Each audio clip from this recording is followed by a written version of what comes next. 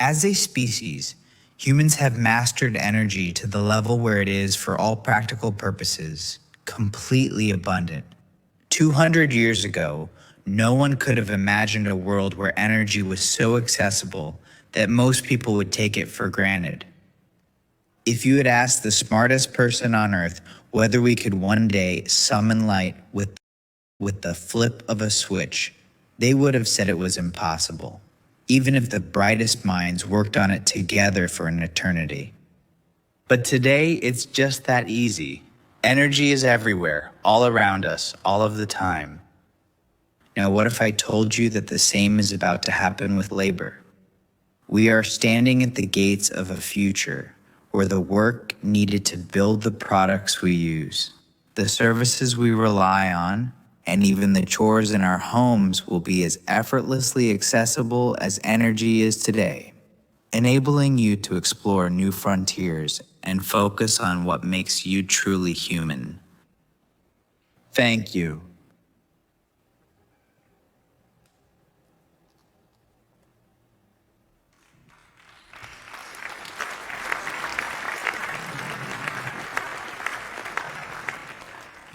Thank you, Neo. You're the best.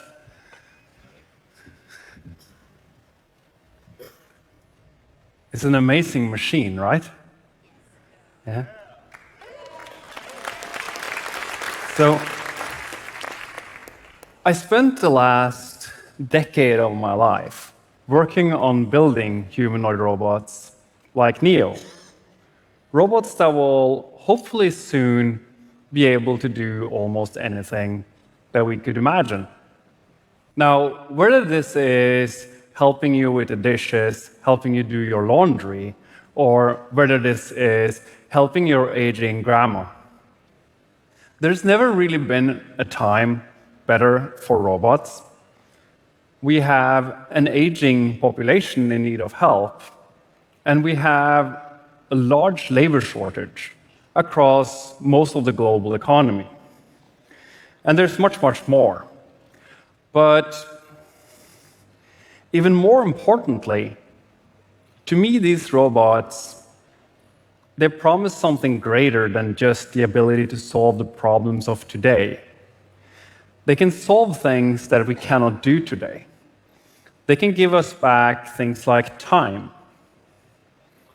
And as these systems and AIs now become both physical and agentic, we can start to work towards a future where we actually have an abundance of labor. We can start towards lifting humanity out of this constant battle over scarcity of resources and create a world where everyone has what they need. And I think that will, to some extent, actually redefine what it means to be human. But since, I'd say, around year 1400, when Leonardo da Vinci made the mechanical man, that to me is kind of like the first example of a humanoid robot, these things have been mainly a thing of science fiction, not reality.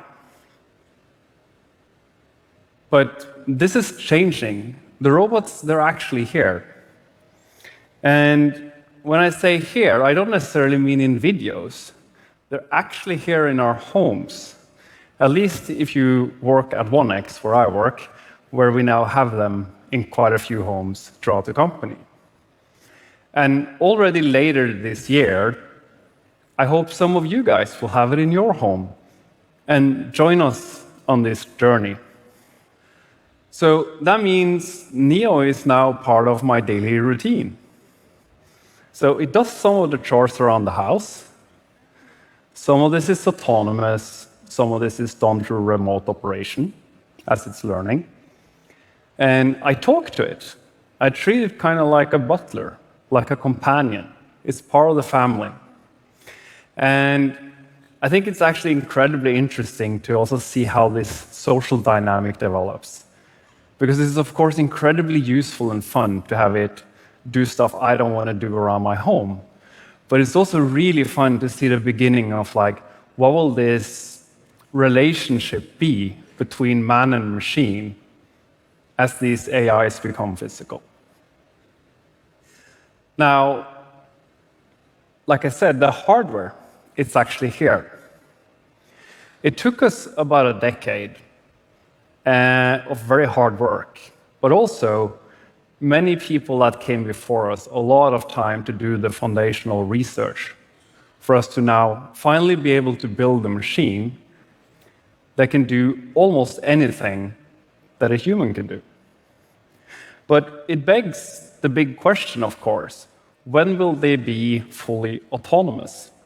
When will they actually become truly intelligent? And what is the path that will actually take us there? And I think this will be very obvious in retrospective. They need to live and learn among us. We actually need to take these machines and we need to adopt them. We need to put them into our society and let them learn just as we do. So the general convention has been, or general wisdom, that robots, they're going to first happen in factories. So we're going to put these robots into factories. They're going to do the dull, repetitive, dangerous tasks that they're good at. And as they do these repetitive tasks, they get better and better, right? They get more intelligent. And after some time, we can put them into our home. They will be able to do our laundry. They will build our skyscrapers. But this is actually categorically wrong. And we know because we actually tried that. So back in 2022, we took our previous generation wheeled humanoid, Eve, and we put it in the industry. And it actually went really well. We solved a lot of kind of narrow, specific tasks. And it got really good at them really fast. And then, after about 20 to 50 hours, the robots, they just stopped learning. And if you think about it, it's not really rocket science, because if you're doing the same task over and over every day, and it's the only thing you're doing, you're not going to get very intelligent. There's no information there. And also, you're going to generally become very narrow-minded, right? We don't like being narrow-minded. And if you think about like what is a factory, it is essentially a process that we design to reduce diversity and variance. You want your factory worker to need as little information as possible to be able to do the job and get a high-quality, repeatable product out. And this is kind of the opposite of what you need for intelligence. You need diversity. You need to challenge yourself. You need to do new tasks every day that you don't know how to do. And there's a great parallel here to the early days of large language models. So when we use these models today, and they're getting really good, we kind of forget where they started. They started with a lot of people trying to make very narrow models. So if I take an example, if you wanted to make a very good writing assistant to write poetry, then you would, of course, train on all of the best poetry in the world, makes sense. And then it wouldn't really work. And when we started training these models on all of the internet, right? The complete diversity of all human knowledge, they started working. They became kind of smart. They started being able to a certain extent, to reason. And I'd say, like, understand to a certain extent what is the question you're asking and how should I answer. And this is also how we humans learn. We need a large amount of diversity for us to be able to develop into intelligent beings. So why should it be different for robots? And it really begs the question then, what is the equivalent of the internet? how do we find this kind of like internet level diversity of information for our robots? Well, we come to the conclusion that this is probably the home. Now, the home is this beautiful, chaotic thing. It's kind of like, well, it's like the messiness that is being human. And I want to take a small example here. So think about a cup. Now, of course, there's many cups in the world, and you want to be able to figure out how all of them work. But even if you look at one specific cup, it can be so many things. Is it dirty? Is it clean? It's kind of in the middle. Is it on the table, in the cabinet, on the floor? It can even have a social context. Someone's using the cup. Someone's waiting for the cup. Like, why is the cup even there? And this is just the cup. Now think about expanding this out into everything and every object and everything going on in your home. That's the kind of diversity that we're talking about to get to proper machine intelligence. So, like any good scientist, right? We had this hypothesis, and now we have to test it. So in 2023, we brought our robots home.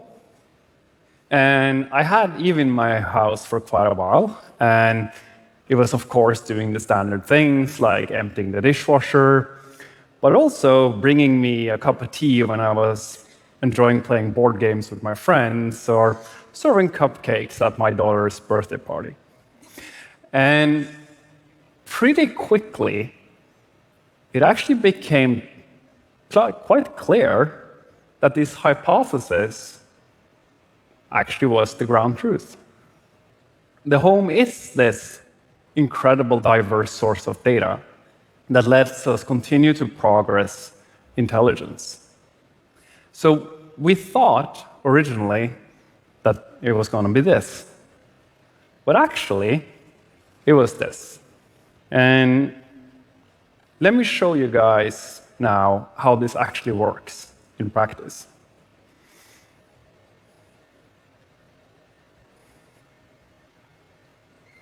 Oh, thank you, Neo. You're doing a good job. It's a bit noisy, but hopefully you can still hear me. So what you see here now, of course, is just a subset of tasks that Neo can do. And this is a mix of autonomy for things the robot is good at, and some remote operation where someone's guiding the robot to basically do expert demonstrations on how to do these tasks. And as we have an increasing number of these robots throughout homes, living among us and learning, more and more of this becomes autonomous. Until hopefully one day, all of this will be fully autonomous. And if you kind of follow along in the field, a natural question to ask at this point would be, why doesn't everyone do this? Right, if it's so obvious. Well, it actually turns out it's incredibly hard to make a robot that is safe among people. So robots are traditionally these quite stiff, high energy. You're doing great, Neo. You're doing great. They're this. Careful, I don't want to get watered. Stiff machines that are high energy and dangerous. And this is very different from how Neo works. Neo actually has tendons that gets pulled very loosely inspired by human muscle.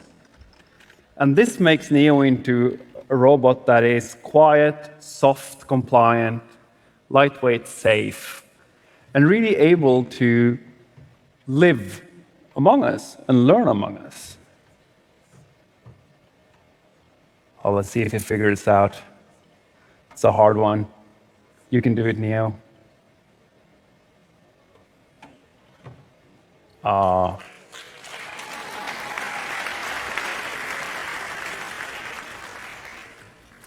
said he's the best, right?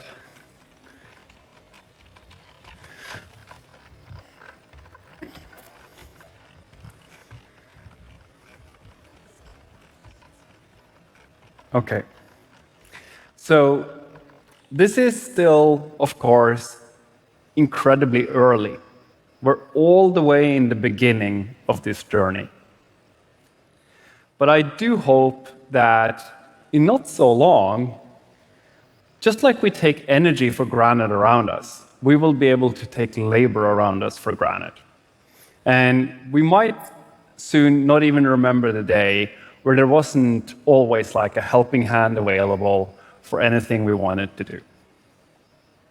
But as these machines go around in our society and learn, to me, this journey is about a lot more than just you not having to do your laundry. It's about creating a future where we actually have time to focus on what matters to us as humans and getting rid of these constraints. But also, it's an opportunity to really have these machines help us solve some of the outstanding questions that we still have, like, can we have robots build robots? Can we have robots build data centers to progress AI? Can we have robots that build chip fabs to help us accelerate adoption of AI? And I think it's getting pretty clear that we can have all of these things. But it goes even further than that. I hope we can get a future where we have humanoid robots like Neo that is actually building particle accelerators, that is building labs. We will have millions of robots around in the world doing high-quality, repetitive experiments in labs and helping us progress science at a pace that we have never seen before. And I hope that in the future, through this kind of like a symbiosis between man and machine, we can start trying to answer some of the remaining big unanswered questions about the universe and our role here.